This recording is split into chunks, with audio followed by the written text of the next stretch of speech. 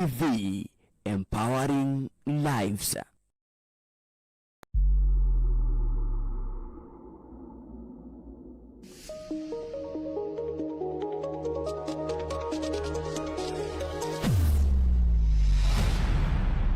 Bethel Clouds TV, empowering lives.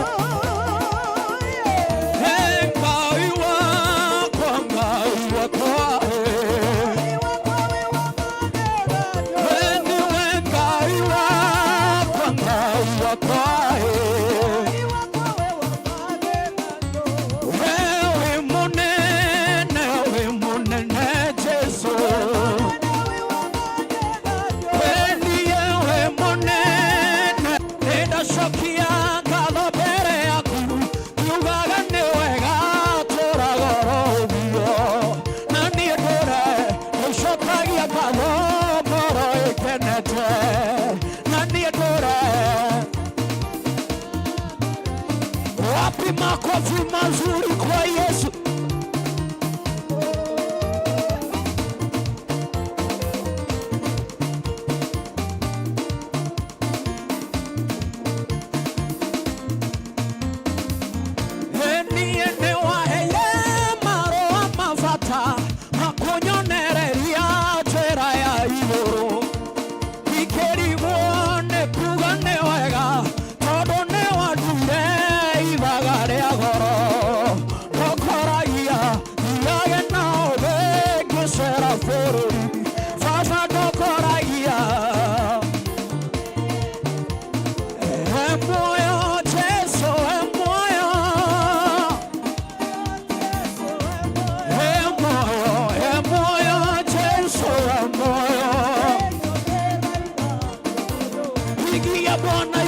Makofi mazuri.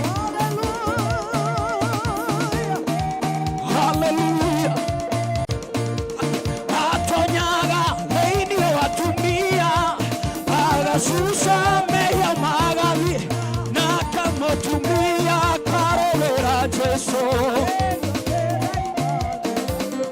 eniye moyo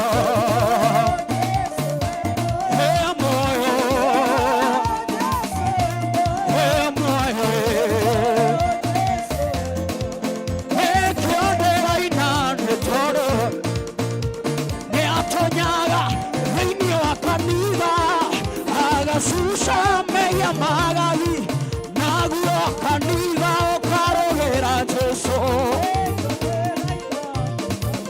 Unajua utasikia hapo atonyaga zaidi wa kaniga agasusha meya magavi eni naguo kaniga okarogera Jesu eni moyo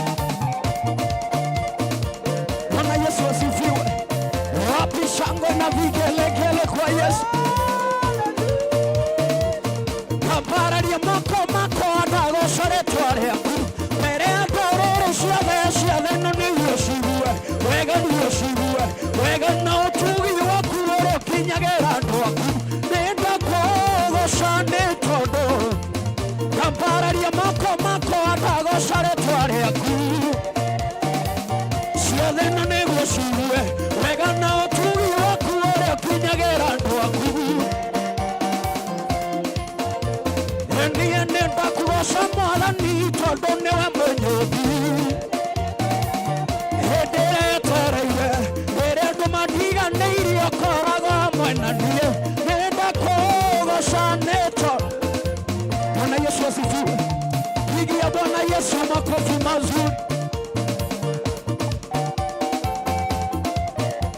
Nekala nangai maondo mako maila, nekala nangai maondo mako maila. Nekala nangai maondo mako maila, nekala nangai maondo mako maila, nekala nangai maondo mako maila. Nekala nangai,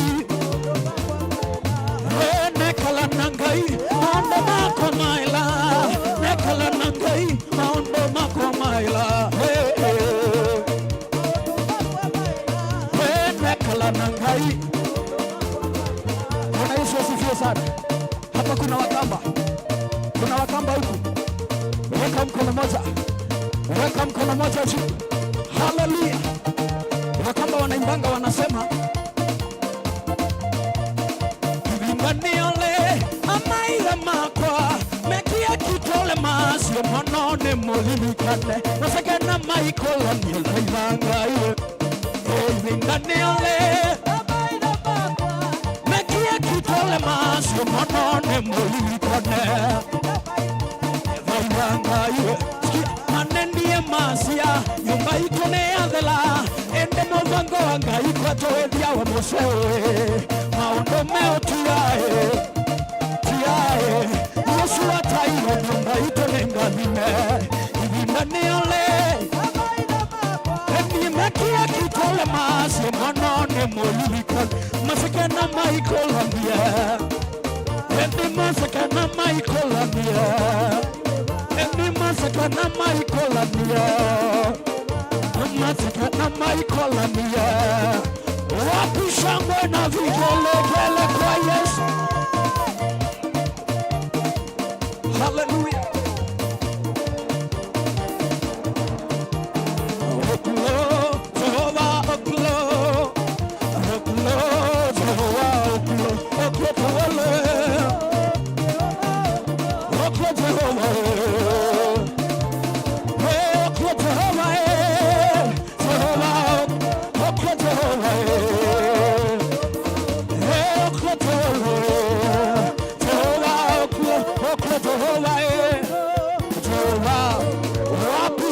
Na vigelegele kwa Bwana Yesu. Hallelujah.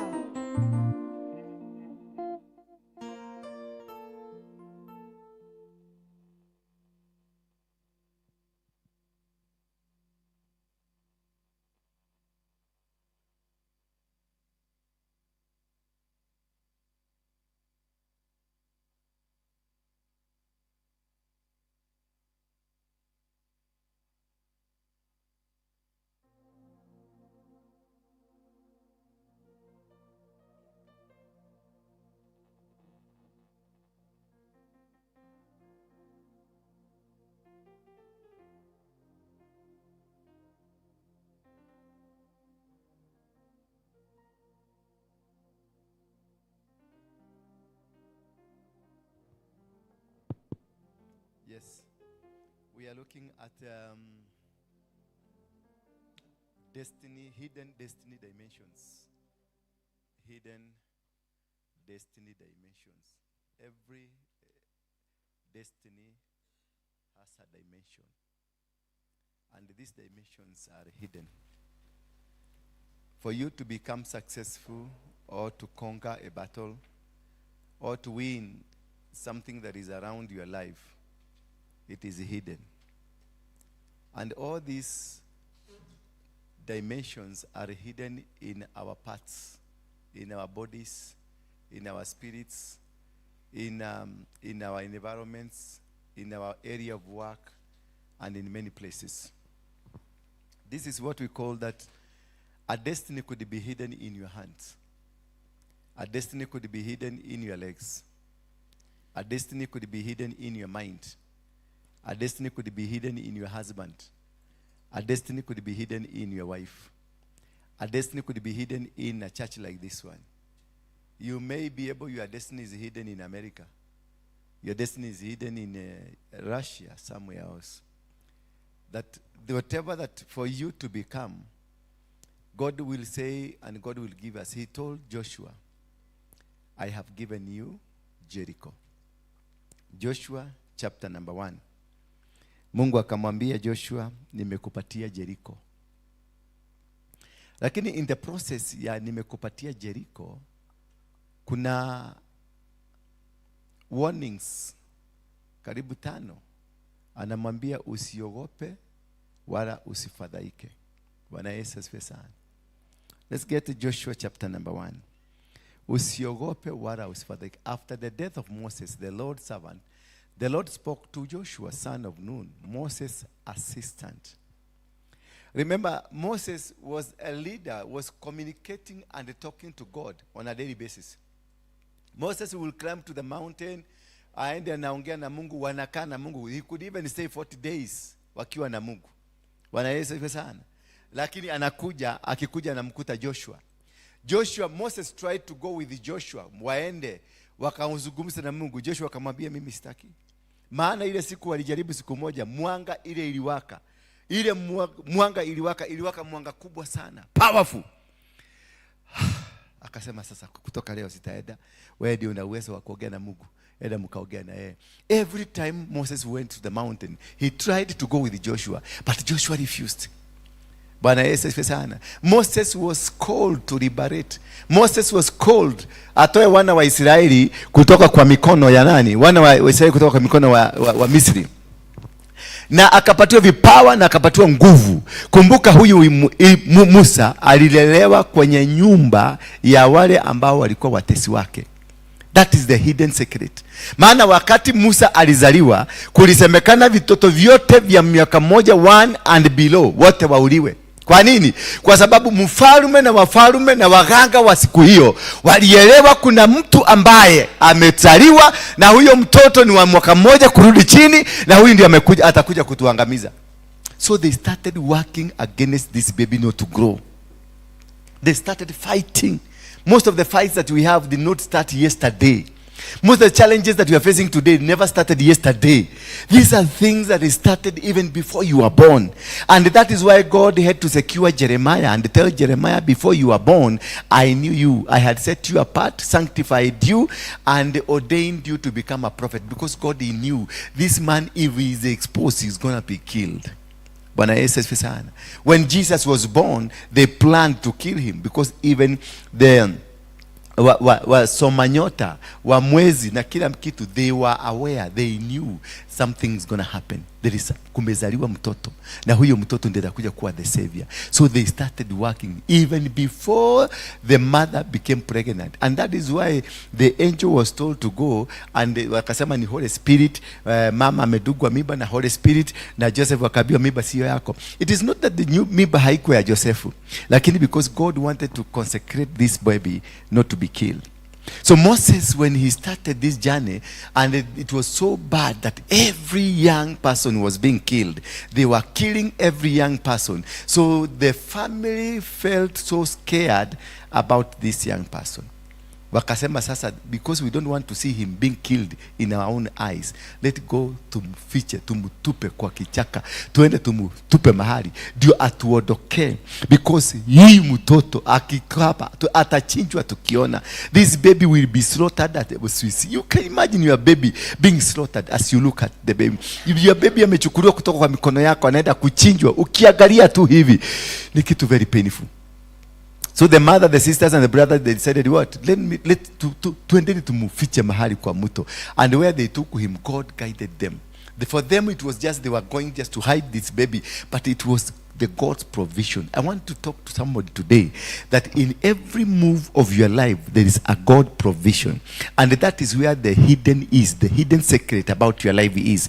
That is where the power about your life is. That is where the authority about your life is. Hapo ndio mipango ya Mungu kuhusu wewe. Kuhusu wewe ni nini utakuja kukua, imefichwa kwenye vitu ambavyo vinakutendekea katika maisha yako. Most of these things, they may be weaknesses. Hallelujah. Most of these things, they may be your stupidity. Most of these things may be things that happen to you. Watu wote wanakuchukiaga kwa sababu ya ulemavu fulani. Inaweza kuwa ni ulemavu wa kimwili ama ulemavu wa kiakili ama ulemavu wa kimaumbile fulani ambayo inapitia kwako, ili kumbe ilikuwa ni Mungu alikuficha kupitia kwa maumbile yale, kwa sababu wangekuelewa wewe ni nani, they would have finished you. So Moses was taken, akafichwa mahali kwa mto, na alipofikwa mahali kwa mto, then God entered into Moses because the family wanted this boy out because of the scare that he was all over. So they planned and they removed this boy from the family because this child did not belong to the society, to the family members. This child did not belong to the lineage of the blood of their family. When a child that is chosen, you don't belong to your family. If you have been called for some purposes by God, God makes sure that the people, the family members will isolate you, the family members will reject you, the family members will not want you, everybody in the society will reject you. Why? Because if you are accepted by the society, by the family members, and then you are carrying a gift of God, then the family members will try to own you, and when they own you, they will stop others from enjoying the services that God has put into you. So sometimes when you are facing the rejection, do not look at yourself ni kama umedharauliwa, ni kama umechukiwa, ni kama haupendwi. Hapana, it is a secret hidden. God has to cause your family not to be part of your journey. Because the moment the family will become part of your journey, they will own you. And the moment the family owns you, it means what God has put into you will never be enjoyed by others, because they will come and stop others. Watasema mimi huyu ni wetu, watakuzuia. Ndio naonanga watu wengi, viongozi wengi ama manabii wengi, they were not loved by their brothers, they were not loved by their mothers, they were not loved by their family, ama the society never loved them. So when this man becomes the man that God wanted, where now the family watakuanza kukuja, wakikuja wanakuta already kuna watu waliwekwa katikati, walizingira huyu mtu. Kuna watu walitumwa na Mungu wakasimama na huyu mtumishi wa Mungu. Kuna watu walitumwa na Mungu wakasimama na fedha zao, wakasimama na mali zao, wakasimama na mipango yao na huyu mtumishi wa Mungu. Kwa hivyo wakati familia inakuja, inakuta already the man of God is owned. Bwana Yesu asifiwe sana. There is a family, amekuwa na family nyingine ilitengenezwa kando na familia yao. Kwa hivyo when they come, unakuta wananyenyekea. I normally see even my children here, or even my brothers, wakiingia hapa wanakujanga, wanaenda kwa secretary kumwambia, tunaweza kuona mkubwa, that's my sister, that is my brother. Had they owned me when I was starting the ministry, because when I started the ministry, walisema ni bagi niko nayo, wengine walisema kichwa yangu haijakuwa mzuri, wengine wakasema there is nothing good can come from me. Hata kuna mtu anaweza kukaa chini anisikilize, hakuna mtu anaweza kunifuata. Even my own mother said, people cannot follow me because of my background, kule nimetoka.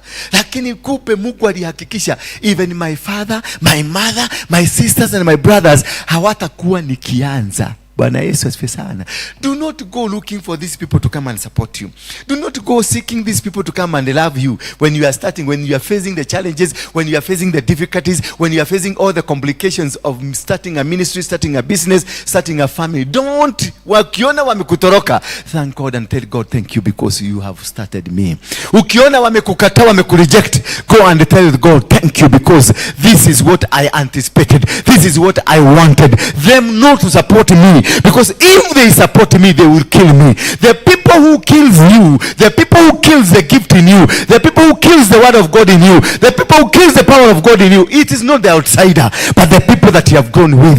Look at the Joseph, how they did to Joseph. Waliinuka na wakasema, wewe sasa unafikiria unaweza kututawala, mpaka wakapanga kumuua. Bwana Yesu asifiwe sana. Because there is a hidden mystery. There is a hidden mystery in you.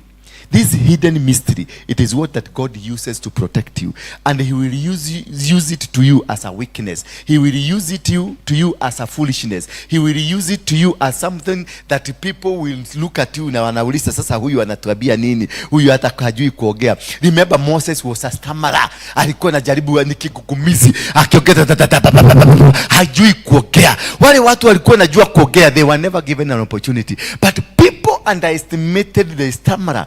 People never looked at this stammerer as somebody who can cause a revolution. Remember, wakati alikuwa naishi kwa Farao, walijua walipokwenda kuchukua kale ka mtoto, the daughter of Farao, wakati alimchukua ule mtoto kumpeleka nyumbani, Farao mwenyewe alisema this is one of the people we want to kill.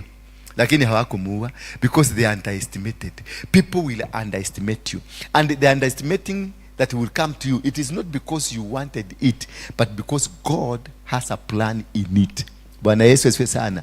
Your failure today, it is not that you wanted to fail, but God caused the failure today because he wanted you to be hidden into the failure.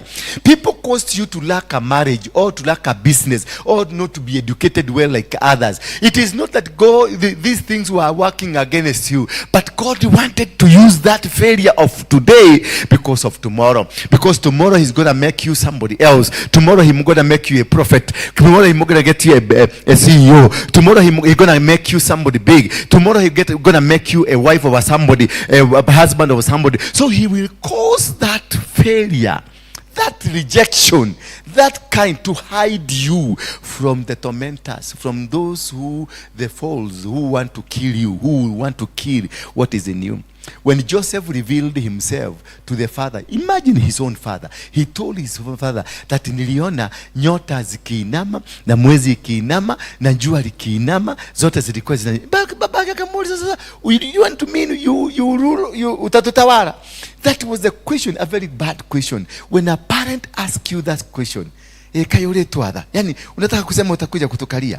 That question is a comma that has been put nikakoma kamiekwa katika maisha yako na katakuzuia kuenda hapo kwingine mbele, because it is a comma that will not have another constructive sentence towards yako mbele. Maana ni kama ameweka question mark, ni kama ameweka kitu kwa maisha yako kumaanisha you are not worthy to lead us, because ni kama baba yake alishagaa, you are the last born, wewe ni mtoto ambaye hata hauna akili mingi. Sasa wewe unataka kufanya ni utakuja kutukalia mimi na baba yako na mama yako na watoto wenu. Kutoka hapo ndio mlango ya vita ilifunguka. So when you are talking to these children, because I can see most of you are parents, when you are talking to your children, bless them every time. Talk blessing, talk good words. Hata kakikuja kakifanya maneno, usikaite takataka, usikaite kaubwa, usikaite wewe dodoka nugu hii. Ukikaita nugu hii, hako katoto kanasaka kubehave kama kanugu. Ukikaita takataka hii, hako katoto katakuja kukua chokora ama katakuja kubehave kama takataka. Kwa sababu ulika profesaia. A parent is a prophet. Baba na mama is a prophet to the children. Is a prophet to somebody's life. Is a prophet of the family. Na jambo lolote ambalo wanaliachilia, hilo jambo linakujaga kufanyika. Wagapi wametukana watoto wao hapa? Meita mtakataka hii, toka hapa, mjinga, ng'ombe nohera. Wagapi wameita watoto ng'ombe? Takataka, inua mkono wako juu kama umeita mtoto wako ng'ombe. Kama umeita mtoto wako takataka, toka hapa, mjinga hii. Unataka uniambie hujaita mtoto wako takataka? Tuliitwa, hata mimi niliitwa takataka. Na unapigwa teke pap, kumaanisha wewe ni takataka. Mimi nilikuwa na teke na baba yangu pap. Na hakika nilikuja nikakuwa chokora, maana aliniita takataka. Kwa hivyo there is something that is hidden. Kuna kitu kimefichika katika maisha yako. Na hicho kitu ambacho kimefichika katika maisha yako ndicho ambacho Mungu anakitumia katika kubadilisha dunia hii. Kwa hivyo lazima kina kitu ambacho kikikua. Wakati Musa aliendelea kukua na wakajua ya kwamba this is one of the children ambao tunaua, lakini hakuulika. Kwa nini? Kwa sababu kuna sympathy ilitokana na mtoto kuokotwa kwa mto. Maana ni the daughter of the king ndiye alienda akaokota katoto kalikuwa kanalia, akakapeleka. Unaona the secret ya Mungu, alikaficha, akasema familia, mama na baba, pelekeni kama mtoto kwenye mto mkawache huko. And God caused the baby to cry. Wakati mtoto alicry, aka-attract the presence of a daughter of a king, the king that is looking to kill the same baby. Bwana Yesu asifiwe sana. So katika ile kilio, katoto kakabebo kalikuwa kanasikia baridi. Wakati kalipelekwa kwao, the sympathy ya mtoto wa kuokotwa Hallelujah. Sijui kama mnanielewa. The sympathy, and this is what God wanted to put into the mother and the father and the sisters, to put the sympathetic nature of life. Ndio mtoto huyu akichukuliwa asiuliwe na wauaji, ila wauaji wamweke, wamtuze ili aje awaue. Hallelujah. Bwana Yesu asifiwe sana. Walimtuza na wakakaa na yeye, walimtuza na wakatembea na yeye, walimtuza na wakatembea na yeye, na kisha wakamulisha na wakampeleka one of the best schools. Moses was taken to one of the best law schools. He is the one, kama kuna mtu a learned friend in this world, is Moses. He was taken to the best school of law. That is why you see all Moses books are about law. Bwana Yesu asifiwe sana. And who is taking this baby to the law school? It is the murderer, the killer, the one who is looking for the Moses.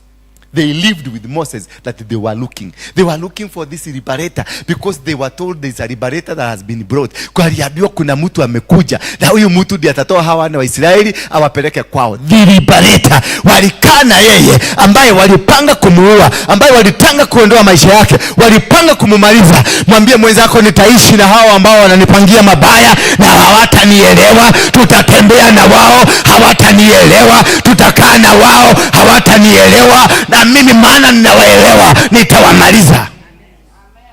That is the top notch secret of God, that he hides everything. It's a mystery.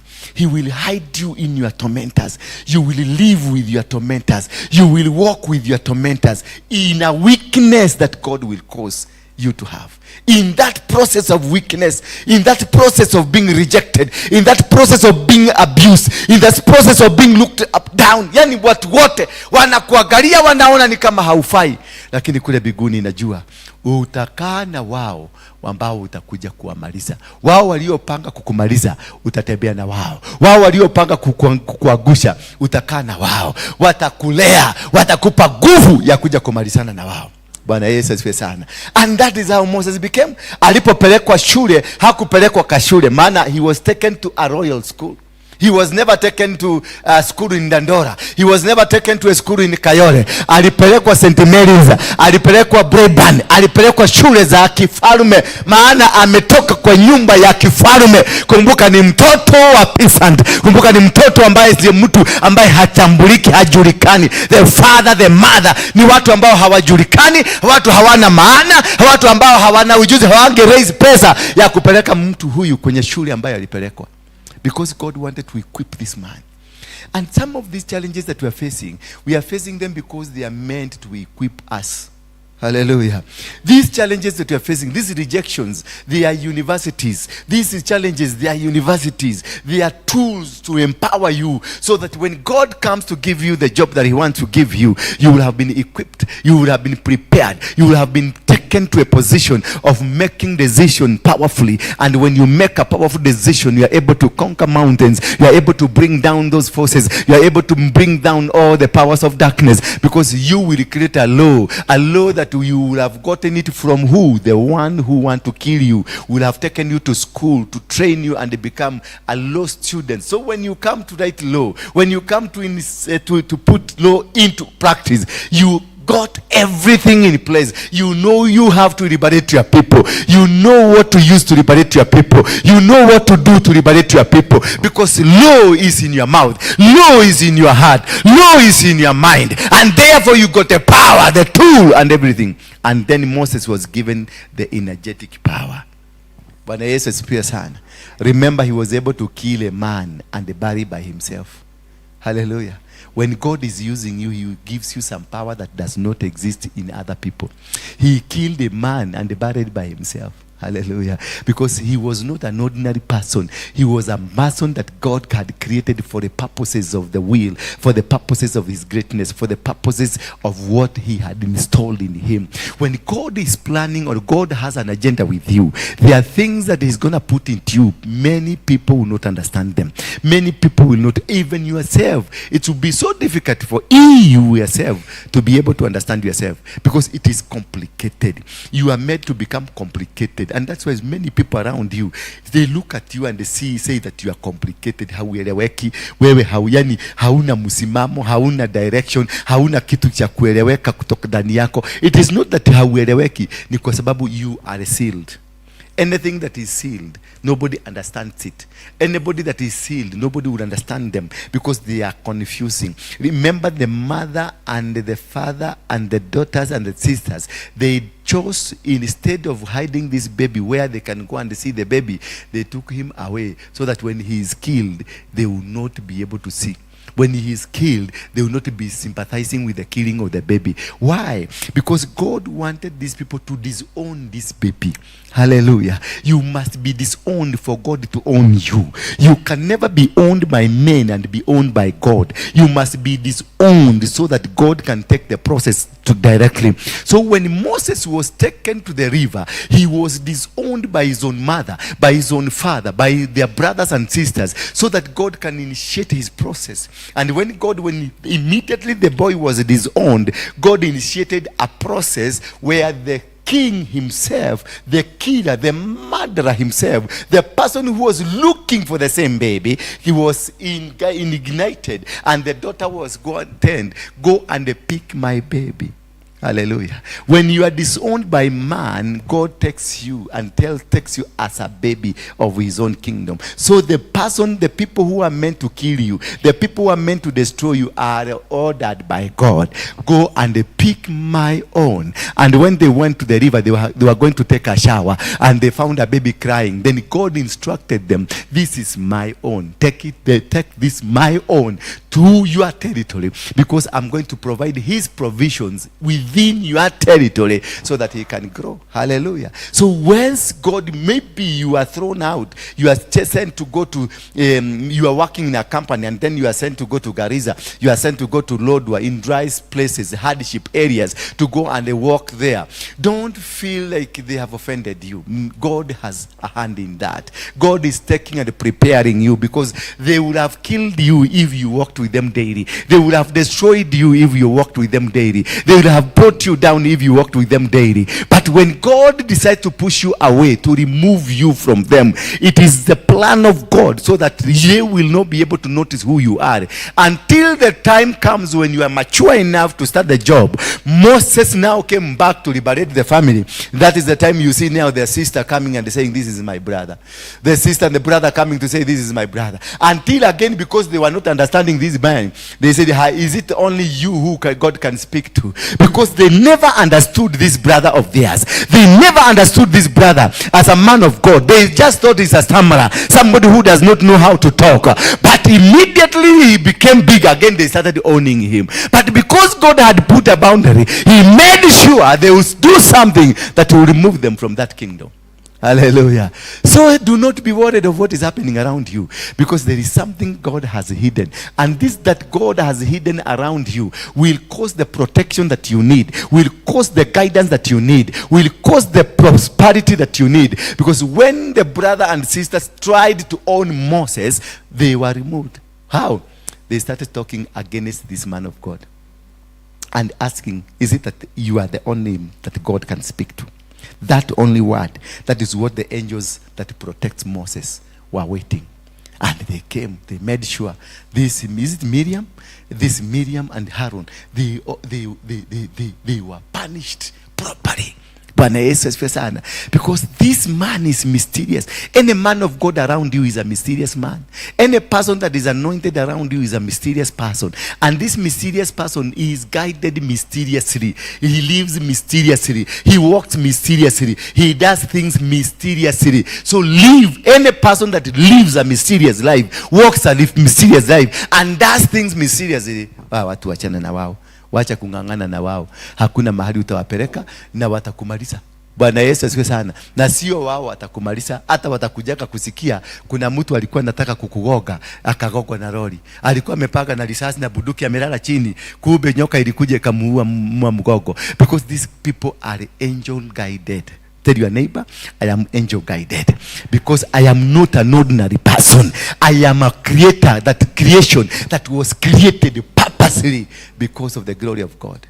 Any person created for the glory of God, there is a hidden mystery in him. There is a power in him. There is a dimension in those people that you can't be able to fight them. You can't be able to suppress them. You can't be able to come against them. Once you try to come against them, something rises against, and you are stopped Bwana Yesu asifiwe sana. So when Moses was still living with the king, he was a bright boy, but though he was a stammerer, he was still a bright boy. He was making things because he performed well in school.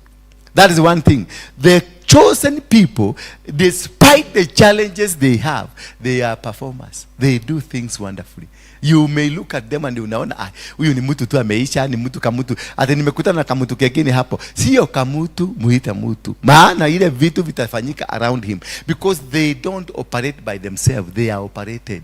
They are not human beings, they are spirits. Bwana Yesu asifiwe sana. Into them more of their body. It's only they are carrying a body. It's a body carrying the Spirit of God. And this Spirit of God, when you try to fight the Spirit of God, they are angels that are set to protect the Spirit of God. Bwana Yesu asifiwe sana. That is why you will never lose a battle. That is why you will never lose to them. That is why they will never suppress you. That's why they will never defeat you, because there is something that is in you that they cannot be able to comprehend. Every battle against you, you find that you are prepared to do the battle. But as you prepared to do the battle, God did the battle. You are only told that they have been killed. Remember the days of Jehoshaphat. Jehoshaphat was so afraid about the Moabites, about the people from the south, about the Hittites. The people had planned to come and destroy them in the book of 2 Chronicles chapter number 20. And they were preparing to come and kill these people. And there were three nations, powerful and strong. They were equipped. They had weapons. They were strong. Jehoshaphat was told, these people are coming. These are people from Uganda. These are people from Ethiopia. These are people from Somalia. They are coming. Three nations, powerful and strong. And they are equipped. They have strong things. They have weapons. They are coming. Jehoshaphat was a little bit scared. He became so scared that he called every person, the entire people, to come and pray. He told them, come and pray.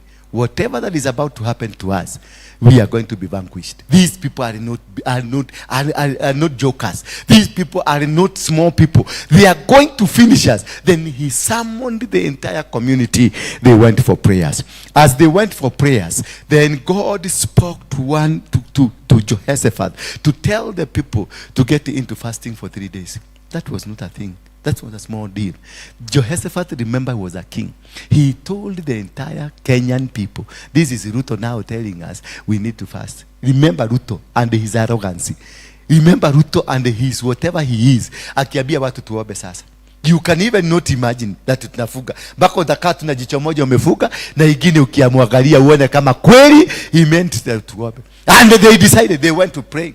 As they were praying, that is the time now Jehoshaphat went to God and petitioned to God and told God, remember this land was given, you gave your friend Abraham, to the descendants of your friend Abraham. Remember here we build you a temple. Remember here we do this. Remember these people. You are the one who told your friend not to kill these people. Look now, they have come to kill us. And God heard the petition. When he had the petition, he told a person called Jezreel to go and tell Jehoshaphat, not be worried, I am with you. Why? Because this is a generation of who? The generation of Abraham. Remember Abraham in the book of Genesis chapter number 22, around verse number 17. The Bible says, God appeared to Abraham a second time. And when he appeared to Abraham a second time, he told Abraham, because you did not deny me your son, the sacrifice, because you did not deny me your son, to bless, I will bless you. Hallelujah. To bless, I will bless you. Because you did not deny me your son, because you gave the sacrifice I demanded from you. In verse number 1 of chapter 22 of Genesis, the Bible says, give me your son, your only son, Isaac, whom you love. And then take him to the land of Moriah, in one of the mountains where I will show you. This man never hesitated. He took his son and went with his son. He took him to the land of Moriah. And as they were in land of Moriah, he waited for 3 days to be given the next instruction by God. Remember, you are carrying your daughter, you are carrying your son, taking him to the mountain, and God had already instructed you. You are taking him to the mount so that you kill him. Not that you go and bless him. Not that you go and anoint him. You are taking him to kill him. And it was the first instruction. It's verse number 1.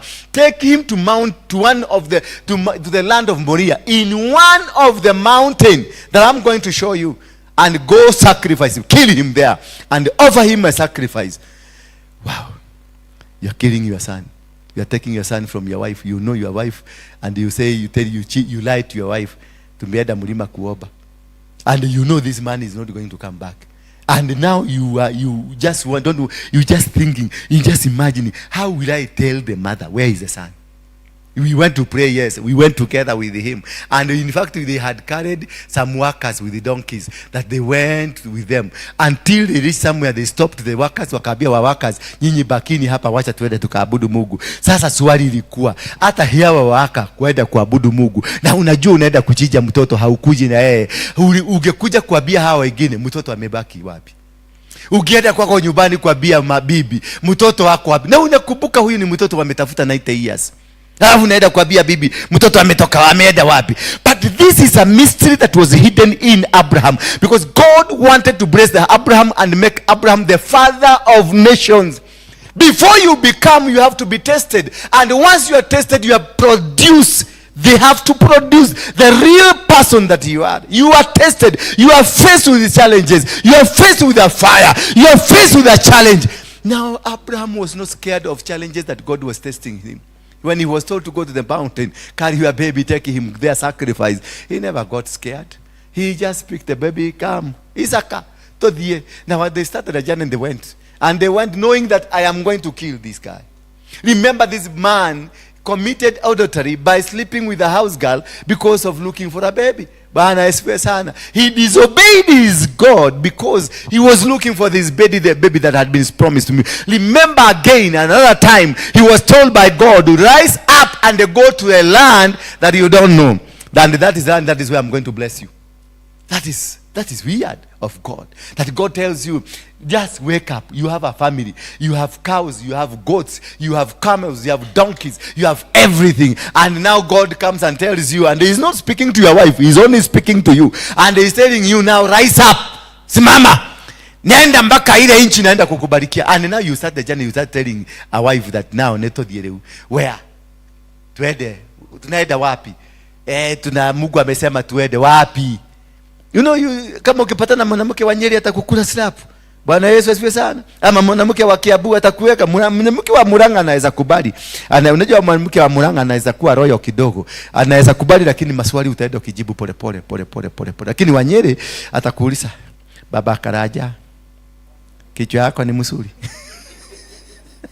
Bwana Yesu asifiwe sana. Unatuambia tuende wapi? Na sasa hiyo umeanza kuambia walinzi wote wale wanachunga kondoo, anzeni kupika kondoo, tuende piga makamia. Maana he had over 5,000 camels. He had over 5,000 donkeys. He had cows. He had goats. The man was already rich as he was going to be blessed. Hallelujah. The man had money. The man had everything, as God is telling him, I'm going to bless you. So you keep wondering, what is the other blessing? Ukiwa na camels 5,000, ng'ombe karibu 10,000, mambuzi karibu 1,100. He had everything that he wanted. His father was also rich because he was an idol worshipper. But God came and spoke to Abraham.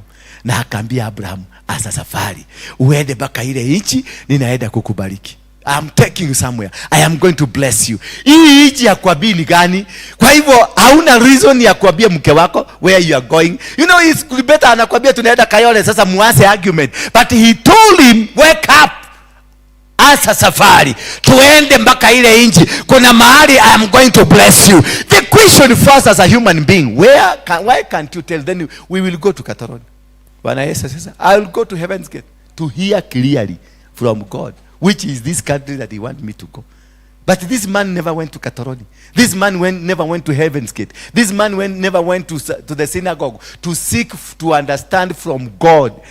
Which did I hear you, or was I hearing something else?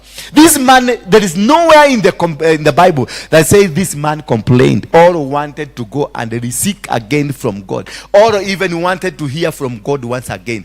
One message from God was enough. One word from God was enough for him, because there is something that was hidden in him. He was a father to the nations.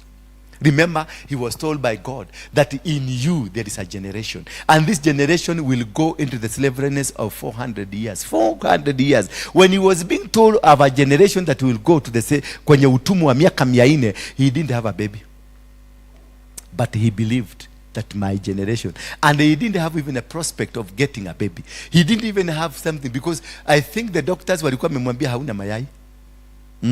Walikuwa wamemwambia Sara hawezi kuzaa. Mpaka wakati aliambia Sara, Mungu alizungumza na Sara kumwambia Sara utazaa. What did Sara do? She laughed. Alishangaa. From where? Mimi kama mama kamezeeka hivi. And sometimes that is what we are. Sometimes God plans to bless you, and when he's coming to bless you, then you ask me. Sasa mimi, how now? Hey, how now? Sasa hiyo umekaa umezeeka, umeona mabwana zote wamekuja wakienda, wame expire. Sasa bado ulikuwa na ngoja ile miaka. Unajua wasichana tukiwa katika 15 years, 15 mpaka 25 years tunasemanga we decide who would marry me. We say, I want to be married by a man driving a Range Rover, a Mercedes-Benz, and living in Runda. You prescribe the kind of a man, a tall, handsome, a hard-working man, a business mogul. You describe. But ukifika hapo 30, unaanza kukatakata options kidogo. Unaodoa Range Rover, unaodoa Mercedes, unaodoa Runda, unasema a God-fearing man. Ukipanda mpaka ukifika 40, unasema God give me a man. I am going to pray for him, he will change. Ukifika hapo 40 kwenda juu, God, let your will be done. Bwana Yesu asifiwe sana. Unakuta umefika, let your will be done. That is now you have surrendered and you have said, I no longer need to choose God for you, but I am going to do their will, that because I know there is, and they pray very hard. Unakuta maombi ile naomba, I know God, you said your provisions ziko zimeficha. Ulisema utatupatia utajiri uliofichwa kule. I know my man is hidden there. Bwana Yesu asifiwe sana. Mpaka you quote the Bible, Isaiah 45. You shall hold Cyrus by the right hand. God, hear my hand.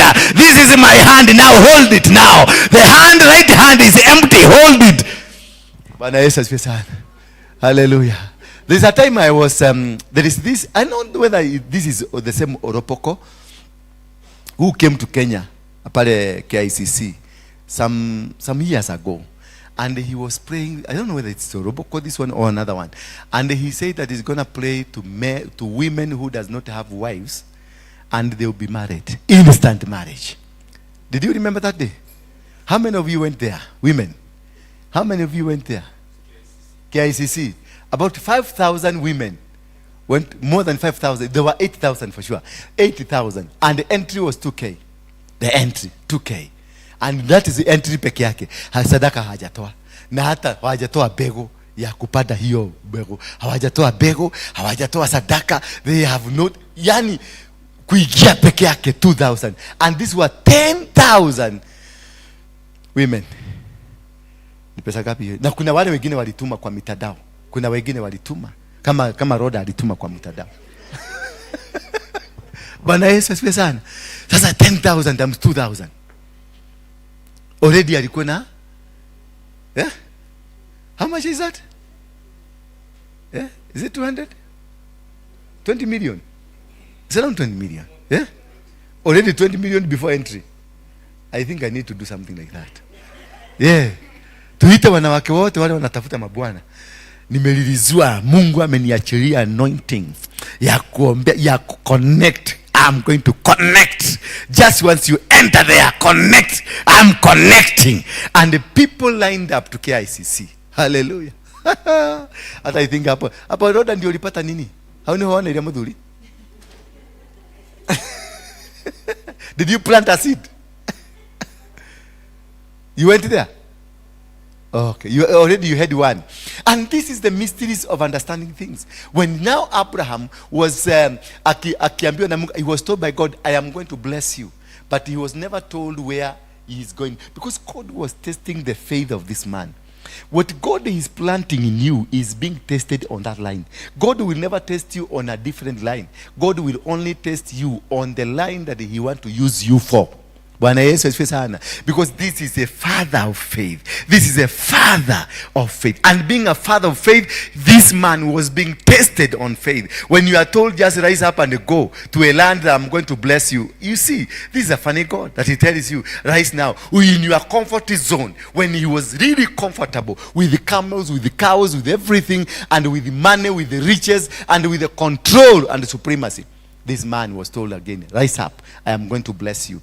I'm going to take you to a land that I'm going to bless you. And in the process of going to the land that is going to bless, again he meets the Philistines who are fighting them. The Philistines who are their enemy. Then he will see the Philistines and he had a very beautiful. Najua kuna vitu vingine Mungu anaweza kukuletea na ni majaribu tupu. Bwana Yesu asifiwe sana. Ni majaribu tupu. Maana alipatiwa kamama kamrembo. Kitu. Akaambia mama, akamwambia tukifika pale, wewe ni sister yangu. Naigwa. Usijaribu kusema mimi ni mke. Yes. Kakafika pale kakahabio huwa. Maana hata mdhamaki aliangalia akasema, "Wow, hii ni kitu tamu." Akachukua mali safi, akachukua akapeleka kwake kwa nyumba. But this man was protected because he had mysteries in him. A person that has mysteries in him, you will do something wrong and still God will protect you. And God will fight for you. Because I don't see how you can give your wife and wabie bibi yako sasa umeanza kumkommunice wewe ni sister yako. Umesikia? Tukifika pale na usijaribu kusema mimi ni bwana yako. And these women, they come to us looking for protection. Is that not the reason? Where atumia, so you get married to us because of protection, and you want that man who can protect you, not that man that will just a security bouncer. Kama mimi sasa sinaonaga I am a bouncer, I'm strong. Bwana Yesu asifiwe sana. And many people would want to be associated with me because mimi ni bouncer. Hello, that is what Abraham. And Abraham alipofika kule akaambia bibi, wewe ni sister yangu, na akaondokea bibi. Mimi sigerudi. Mimi kama ningekuwa hiyo bibi sigerudi. Huyo bibi ni kama alikuwa Mkamba ama alikuwa, unajua kama za very royal ama Mluya. Kama ungeambia Mkikuyu wakabete, umwambie sasa wewe ni sister yangu, huyo Mkikuyu atakurudi, akienda hatarudi. Lakini Mkamba atasema wacha tu nikusamee ni pepo lilikuwa limekushika. Ama Mluya anasema tuende tukiendaka because they are comfortable with even another wife. Bwana Yesu asifiwe sana. So as they were moving, then the wife was taken away by the Mudhamaki. And as the Mudhamaki went to take him, because the girl was beautiful, the woman was beautiful, the Mudhamaki did not even hesitate. Alimushika na akampeleka mahali sebuleni, mahali waende wakakae, ndio amuulize maswali. Kweli ule ni brother yako? Yes. Na akasema yes, kwa sababu aliambiwa aseme ni brother. Akasema ni brother. Mudhamaki akasema basi nimepata mtu. Yule jamaa mwapatieni shamba ile anataka, na mimi nichukue nani mtu. Na wakaingia mahali kupumzika. Walipoingia kupumzika, do you know what God did? Because this mystery, the dimensions ambazo zimewekwa ndani ya mtu ambaye amemwagiliwa mafuta, what God did, he switched off this man. The man tried to do everything possible. Akajaribu kulicharge, he did whatever he could do, nothing was working. Akaenda akashidwa ni nini has happened, because a previous 1 hour ago or a day ago he was functioning, he was doing it well, and it was working, and he was known to be a man who does things properly. And now amejaribu ikashindikana because he tried everything. He was shut off. Ikakuwa chini, badala ikawekwa chini kabisa.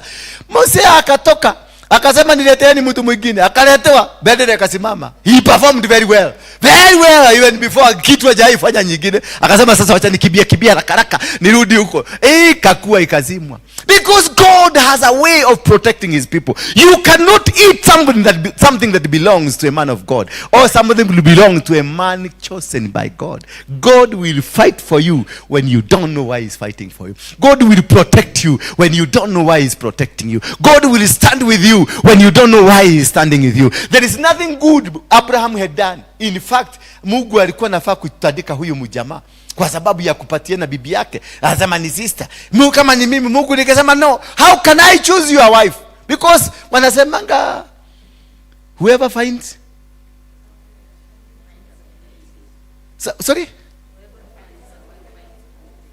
whoever finds a wife finds a good thing. Yani kidu kiega. Ebu yongea na nini na lugha yako. Whoever finds a wife finds a good thing. Ebu nena na lugha yako.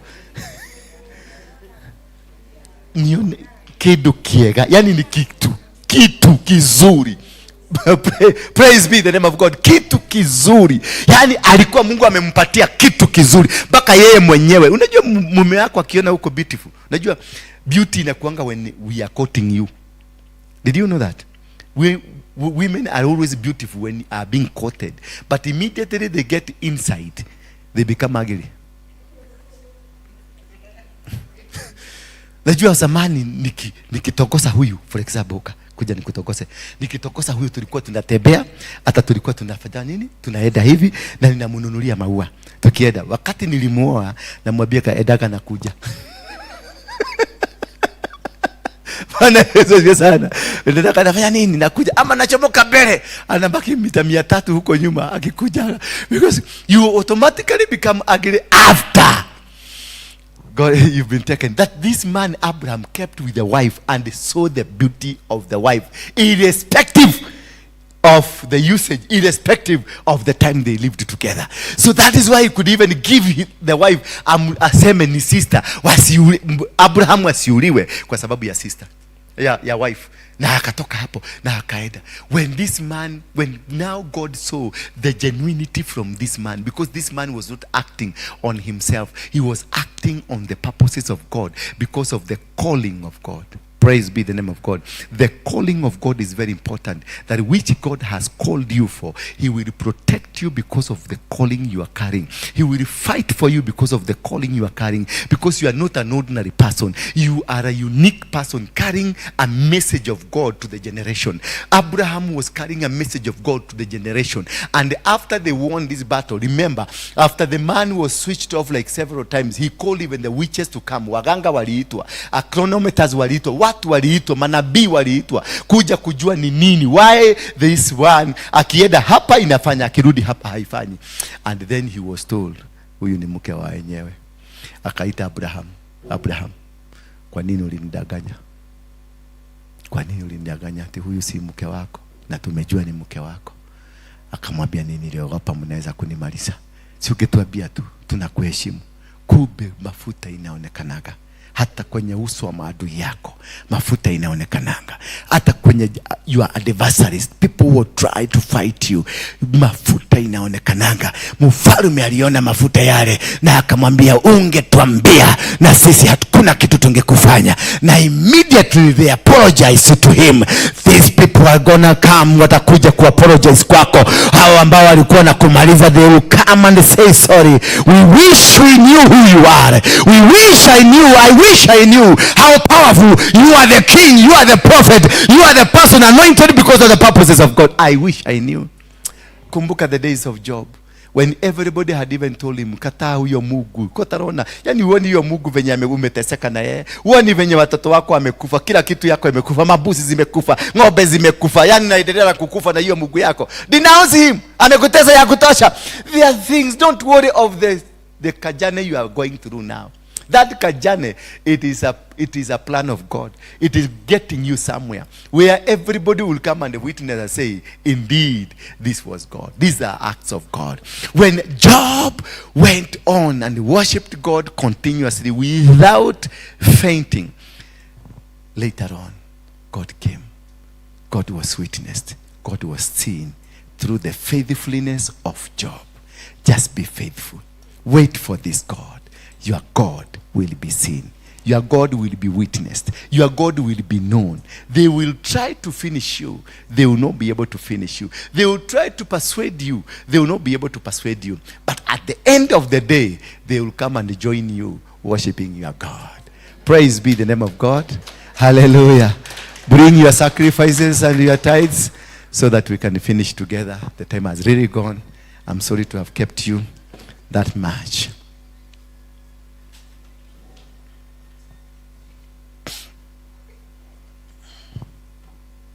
Simama tu kwa miguu yenu, wale kama unataka, kuna bahasha, kuna, where is the basket? The basket, please.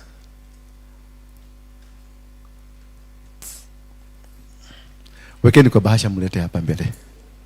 It seems. Bring it. Yes, thank you. God bless you. Finally, you're back. God bless you. God bless you. May you receive the favor of God. May God favor you in every of your endeavors. God bless you. May God hear your prayers. May God hear your prayers. May God hear your prayers. In Jesus' mighty name. May your prayers be heard. May God be revealed in whatever you are going through. May God that you worship be revealed in what you are doing today. In whatever situation you are going through today, let your God be revealed. Mungu wako naonekane kupitia unayoyapitia sasa. Isikujalishe the kind of life you are going through, the challenges that you are going through. Sisije zikakujalisha, maana your God ataonekana kupitia what is happening to you now. What is happening to you is temporary, is temporal, is not permanent. It is God preparing you for a great thing that is about to happen to you. It is God preparing you for a great confession, because people will come and come. May God be heard through you. May your God be seen through you. And this is what God is doing. Do you know what God is doing? Stand up. Simameni. Unajua kuna watu wengine ni wadogo, ni watoto wadogo, lakini unakuta ni mkogwe sana. Mpaka kusimama inakuwaga issue. Hallelujah. Unakuta, did you know that? Did you know that you can you are about 50s. You are in 50th floor. Si ndio? Umefika? Hujafika kabisa. You are getting there. So you are in 4th floor. Tuseme hivyo. But do you know you could be 1100 years? Did you know that? The Bible says in the book of Jeremiah 1, chapter number 4, verse number 4, before you were born, I knew you. Before you were born, you are already known. Before your mother and your father came to life, you are known. Before your grandfather and your grandmother came together, you are known. So how old could you be? Because before your grandfather came, ulikuwa unajulikana. So you are older than your grandfather. Did you know that? You could be older than your grandfather because you already existed. Hallelujah. So if you already existed, you are just being carried through wombs. Hallelujah. But you existed. That is why Jesus conquered the world. Because before the world existed, Jesus existed. Hallelujah. Before the world existed, Jesus existed. He only needed a womb to carry him, but he existed. Therefore, that is why you see your behaviors. If you look at your behaviors sometimes, look at yourself at your home. Ukiwatch a movie ama ukipika chakula, look how slow, sluggish you are. Ama ule msichana wako, ama ule your son. Uangalia venye sluggish they are, how they do. Ama katoto nana ni katoto, lakini kana thingi kama kamuzee. Ama kana behave nakuta kanaenda kana tungobe. Ama kasichana kanapika tu chakula ndoro, kanaeka doro, kanaeka vitu hivi, wanakapika. Unaona, this is like a old woman. Indeed is a old man. Unaweza kuelekea na mtoto wako kwa miaka 2, lakini mama wa miaka 100. The spirit in him ni 100 years. Unakuta baka thinking ya huyo mtu ni thinking ya mtu mzee, ya mtu wako na miaka mingi sana. Bwana Yesu asifiwe sana. Could you unajionaga hapo? Hebu angalia mwenzako umwambie mimi najionaga. Kuna mtu anaweza kukaa chini, mnakaa chini, unasikia baka ile story anakupatia. Unashindwa hii story, yani badala mumaliza story na 2 minutes, atakupeleka mpaka Kisumu na akurudisha. Na story tu pole. Maana ni mzee wa miaka 300. Ni mzee wa miaka 400. Until you are able to unravel yourself, ujue wewe ni nani. You will be struggling. Until I was able to know that when I was in Mongeke, it was not me. It was my grandfather. My grandfather now, kama angekuwa hai, angekuwa na miaka 400. And then nilitrace vizuri, nikakuta baka grandfather wake alikuwa kama yeye. Kwa hivyo kama huyo grandfather angekuwa na miaka 800. So I'm there about 1000 years old. Na ndio unaona vitu zangu zinakuwa fane. Ni nini mami? Ati nikiroga. Ati ulikuwa unajua. Ati ndio na wagoni ndio najua. God ati Mungu alinionyesha. Yes. Most of you here are glad old people, very old people. And that is why you see what you are doing now ni kitu kinakusumbua kidogo, unatatizika kwenye maisha ya sasa, maana wewe ni mkongwe. Until now you activate the spirit in you, ndio uweze kuondoa huo uzee, urudi your national body. When it is an old 800 years carried by 37 years old. Bwana asiwe sana. Hallelujah. That's a food for thought. I will teach you about that mystery of the age and how old you are. If you can trace yourself, ujiangalie, ujipata kwa guka yako, ujipata kwa guka tabia zako, mienendo yako, vitu zako, ujione kwa guka, na ujione hivyo ndivyo guka alikuwa anafanya, ujue limitation yako, it is limited alongside that man. Na ukitafuta guka yake ulisia alikuwa na behave namna gani, umuone na yeye ajione kwa guka. That is how old you are, kwa yule guka mwingine, because it is the spirit using somebody's body. Hallelujah. And if that spirit of 1,000 years is you are carrying a spirit of 1,000 years, hata ukingangana sasa na usichana utakuta magumu yanafanyika, hauwezi kupata upenyo, because you are using an old spirit to propel in a young body. So until you remove the old spirit, ndio yako ifanyike sasa. Bwana Yesu asifiwe sana. Ndio yako ifanyike. Jeremiah hangefanyika what he became until he told God, what will I do? And I am just but a young person. He confessed he's a young person. But remember what God had said of him: before you were born, I knew you. Before your mother was born, I knew you. Before your grandfather was born, I knew you. So you existed and you had been consecrated long time ago. But this boy came and told God, I am young, I am just but a, give us Jeremiah chapter 1 verse 6. I'm just but a baby, mimi ni mtoto. And then God came and touched his mouth. So there are things that we have to confess so that God can touch the mouth. God came and touched his mouth, akaguza mdomo yake, akatoa maneno ya kushindwa, akaweka maneno ya ushindi. Akamwambia kutoka, but I protested, oh no Lord God, look, I don't know how to speak since I am only a youth. But God is not looking at a youth. God is not seeing a youth. He's seeing an old person. This boy refused and said, no, I'm not going to walk in the body of an old person. I'm going to walk in a body of a young person. Then God came, verse 7, God came and touched his mouth. So God agreed with the boy. Bwana Yesu asifiwe sana. Kuna vitu lazima uchange. Had Abraham changed that my generation will not go to the slaveliness of 400 years, they could not have gone. But because he didn't denounce it, he never said no to God. Tell God, no, my generation will not go to the slavery of 400 years. He agreed with that statement. Whatever he said, if I call you kumbafu, that is what will happen. If you don't renounce it, it will come to pass. So this man was told, your generation, kizazi chako kitaenda kwa utumwa wa miaka 400. Alikubaliana na Mungu, maana hakuwa na kizazi. Lakini kama angekuwa mwelevu wa kiroho, angesimama kama Jeremiah, angeambia Mungu, kizazi changu hakitaenda kwenye utumwa wa miaka 400. So Jeremiah said no. Then the Lord said to me, do not say I am only a youth, for you will go to everywhere I sent to you and speak whatever I tell you. Verse 8, then he finishes there, inasema, then do not be afraid of anyone, for I will be with you. So Mungu akaondoa ule uzee, akaingia ndani ya huyu mtu. What you need ni kuondoa huo uzee, uwache Mungu apate nafasi ndani yako. Then God entered into this man. Then he said, do not be afraid of anyone, for I will be with you to rescue you. This is the Lord's declaration. So God got into Jeremiah.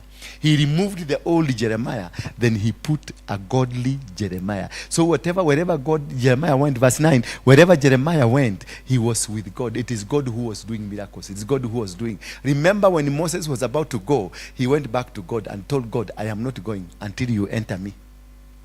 Bwana Yesu asifiwe sana. I am not going until you do what?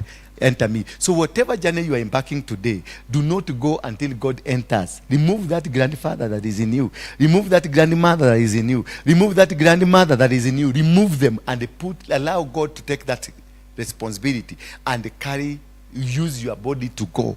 Bwana Yesu asifiwe sana. Then the Lord reached out his hand, touched my mouth and told me, I have now filled your mouth with my words. So he has removed the words of failure and he has put the words of God. God himself akaigia ndani yake. So whatever this man was to do, it was not him, it was God. So the obstacles, the limitations za shosho za guka zimeondoka. Mungu ameingia ndani. Hallelujah. May God bless you. Father, I thank you and I give you glory. Ninakuabudu na kushukuru kwa sababu ya watoto wako hawa. Ninang'oa maneno ya kushindwa ndani yao na ninaweka maneno ya ushindi ndani yao. I put power, the authority and the energy into their lives. You are the King of glory. I worship you. May you bless them. As you blessed your servants to win battles, may you bless them to win battles. May they conquer places places that are unconquerable. May you make them prosper and grow. In every aspect of their life, make them become energetic and powerful. In Jesus' mighty name we pray. Amen.